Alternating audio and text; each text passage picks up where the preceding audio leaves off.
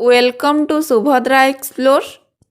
एही भिडियोटी रे आमे चतुर्थ श्रेणी साहित्य बहिर राजांक नूतन परिषद विषयटीर अभ्यास प्रश्न उत्तर आलोचना करिबा। एही विषयटीर लेखक हेउछंती कालिंदी चरण पाणिग्राही। एबे ताहले अभ्यास प्रश्न उत्तर आरंभ करिबा। 1 नंबर आस कथावार्ता हेबा। क नंबर राजांकर प्रधान शौक कौन थिला? उत्तर प्रतिदिन गोटिए गोटिए नुआ पोशाक पिंधिबा थिला राजांकर प्रधान शौक। ख नंबर नूतन परिषदटी देखिबा पई राजा प्रथमे काहाकू पठाइथिले? उत्तर नूतन परिषदटी देखिबा पई राजा प्रथमे निजर प्रधानमंत्री को पठाइथिले। ग नंबर प्रधानमंत्री निजर दुर्बलता घोड़ाइबाकू जाई 62 जनकू कौन कहिथिले? उत्तर प्रधानमंत्री निजर दुर्बलता घोड़ाइबाकू जाई 62 जनकू कहिले निश्चय यह एक चमत्कार पोशाक, राजांक देहकू यह खूब मानिब। घ नंबर प्रधान विचारपति कारीगरंक निकटरू फेरी आसी राजांकू कौन जणाइथिले?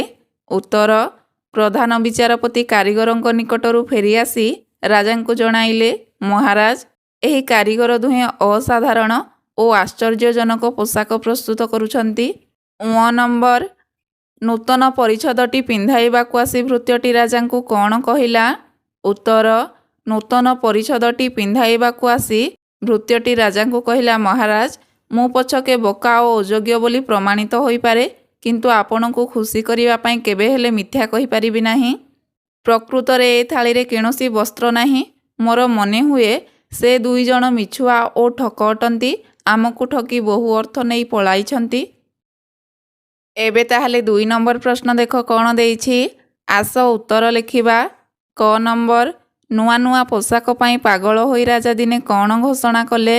उत्तर नुआ नुआ पोशाक पाई पागल होई राजा दिने घोषणा कले जे जेउ कारीगर तांको पाई संपूर्ण एक नुआ धरणर पोशाक तैयारी करि पारिबो ताकू से 100 स्वर्ण मोहर पुरस्कार देबे।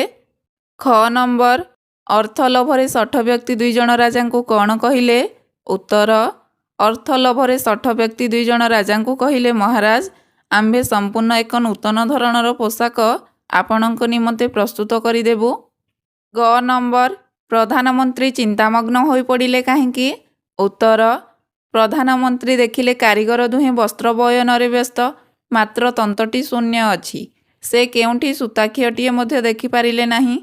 से भाबिले जे से कौन बुद्धिहीन और प्रधानमंत्री पद पाई अयोग्य, एही कथा भाबी से चिंतामग्न होई पड़िले।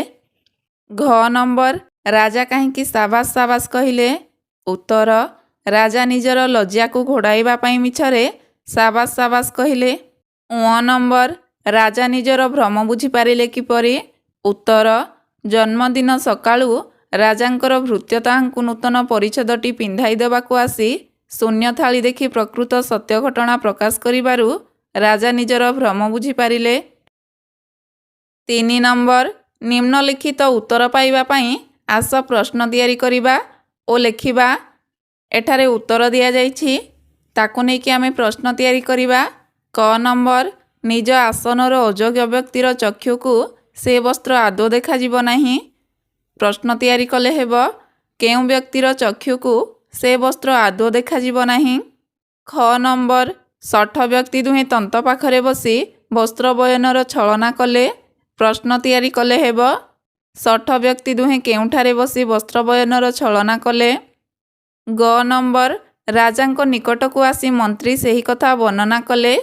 प्रश्न तैयारी कले हेबो किए राजांक निकटकू आसी सेही कथा वर्णना कले। घ नंबर लोकमाने कहिले अति मनोरम वस्त्र होइछि। प्रश्न तैयारी कले हेबो लोकमाने कौन कहिले। उ नंबर राजा राजकार्य अधिक मनोनिवेश कले। प्रश्न तैयारी कले हेबो राजा केउ कार्य अधिक मनोनिवेश कले। 4 नंबर आस निम्नलिखित शब्दगुड़ी को व्यवहार करी वाक्य गढ़िबा। शौक वाक्य गढ़िले हेबो नुआ बही किणिबा हरिर प्रधान शौक अटे। बुद्धिहीन वाक्य गढ़िले हेबो राम गोटिए बुद्धिहीन पिला। चिंतामग्न वाक्य गढ़िले हेबो चित्रटीकू देखि सबु लोक चिंतामग्न होई पड़िले। चमत्कार वाक्य गढ़िले हेबो राजा कहिले पोशाकटी चमत्कार होइछि। ଭ୍ରମ ବାକ୍ୟ ଗଢ଼ିଲେ ହେବ ରାଜା ନିଜର ଭ୍ରମ ବୁଝିପାରିଲେ।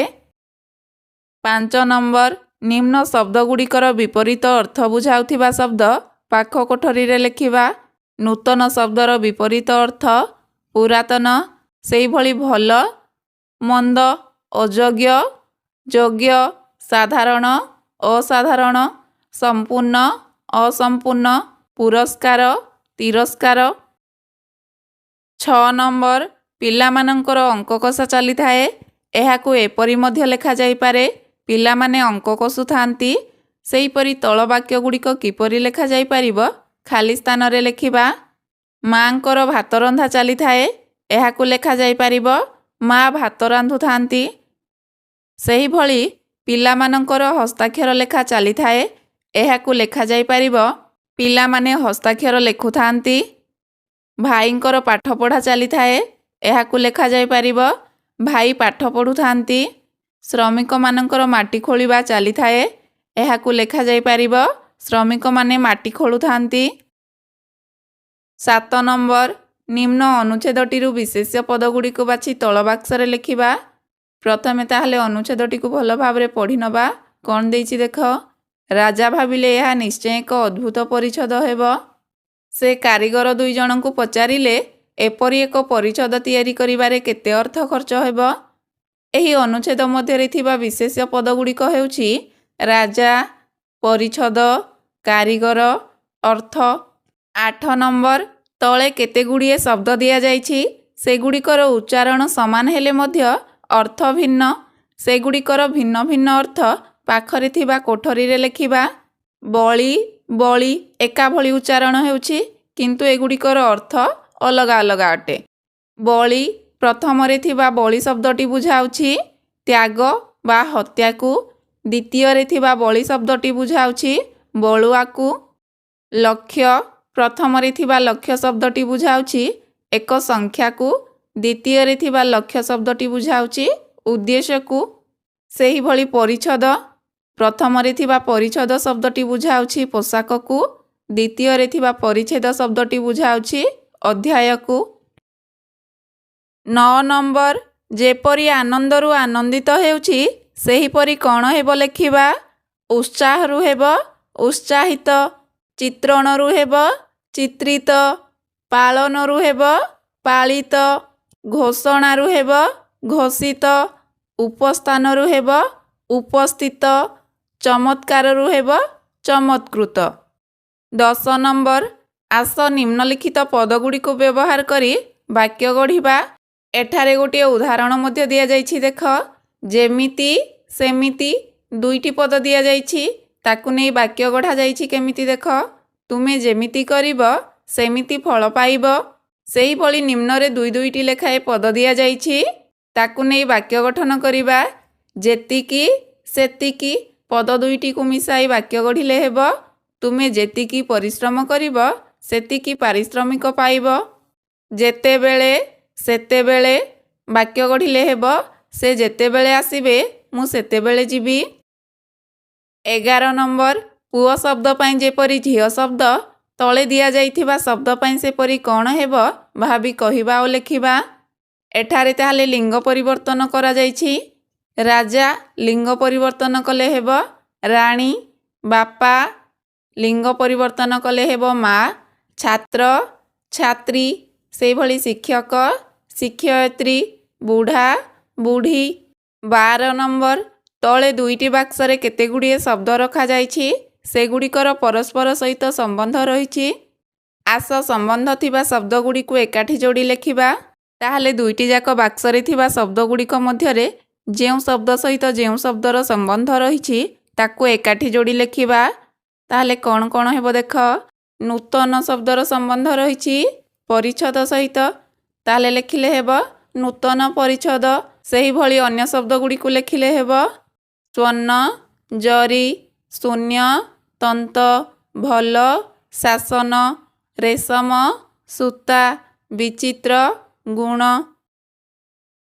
13 ନମ୍ବର ରାଜାଙ୍କ ମନରେ କ୍ରମେ ଆଗ୍ରହ ବଢ଼ିଲା। ଏହାକୁ ଏହିପରି ଲେଖାଯାଇପାରିବ ରାଜାଙ୍କ ମନରେ କ୍ରମେ ଆଗ୍ରହ ବଢ଼ିବ। ସେହିପରି ତଳ ବାକ୍ୟଗୁଡ଼ିକୁ ଲେଖିବା। କ ଲୋକଟି ଅଙ୍ଗୁଳି ନିର୍ଦ୍ଦେଶ କରି କହିଲା। ଏହି ବାକ୍ୟଟିକୁ ବଦଳାଇ ଲେଖିଲେ ହେବ ଲୋକଟି ଅଙ୍ଗୁଳି ନିର୍ଦ୍ଦେଶ କରି କହିବ। ସେହିଭଳି ଖ ନମ୍ବର ମନ୍ତ୍ରୀ ଫେରିଆସି ସେହି କଥା ବର୍ଣ୍ଣନା କଲେ। ଏହାକୁ ବଦଳାଇ ଲେଖିଲେ ହେବ ମନ୍ତ୍ରୀ ଫେରିଆସି ସେହି କଥା ବର୍ଣ୍ଣନା କରିବେ। ଗ ରାଜା ତାହା ଦେଖି ବିଚାର କଲେ। ଏହାକୁ ଲେଖିଲେ ହେବ ରାଜା ତାହା ଦେଖି ବିଚାର କରିବେ। ଘ ଶଠ ବ୍ୟକ୍ତି 2 ଜଣ ପୁରସ୍କାର ନେଇ ଚାଲିଗଲେ। ଏହାକୁ ବଦଳାଇ ଲେଖିଲେ ହେବ ଶଠ ବ୍ୟକ୍ତି 2 ଜଣ ପୁରସ୍କାର ନେଇ ଚାଲିଯିବେ।